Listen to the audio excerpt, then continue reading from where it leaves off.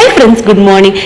அடிக்கிற வேலைக்கு சும்மா கிச்சன் பக்கம் போய் நின்று சமைக்க முடியல. சரி, இந்த ஒரு குழம்பு வச்சுட்டா நைட்டு வரைக்கும் கூட வச்சு ஓட்டிக்கலாம் அப்படின்னு சொல்லிட்டு இந்த குழம்பு வைக்க ஆரம்பிச்சிட்டேன். அது கடாயில 2 டேபிள் ஸ்பூன் ஆயில், கூடவே கொஞ்சமா சோம்பு, ஒரு சின்ன துண்டு பட்டை, பிரிஞ்சி இலை இது நல்லா வதங்கிட்ட பிறகு 4 வெங்காயம் 4 தக்காளி நல்லா பொடி பொடியா கட் பண்ணி எடுத்து வச்சுக்கோங்க.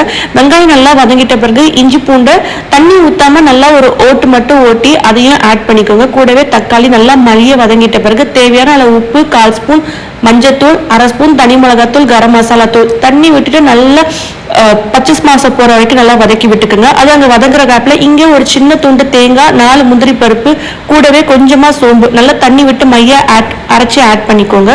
ஒரு 10 நிமிஷம் தேங்காய் மசாலா கொதிச்சிட்ட பிறகு இந்த பக்கம் முட்டையை உடைச்சி ஊற்றி அடுப்பு சிம்ல வச்சு ஒரு 5 மினிட்ஸ்ல மூடி போட்டு இறக்குனீங்கன்னா சூப்பரான முட்டை வெந்துடும். ஸோ அது மேலவே கொஞ்சமா கஸ்தூரி மெத்தி, கூடவே கொஞ்சமா கொத்தமல்லி இலை இறக்கினீங்கன்னா சூப்பரான ஸ்டைல்ல உடச்சி ஊற்றின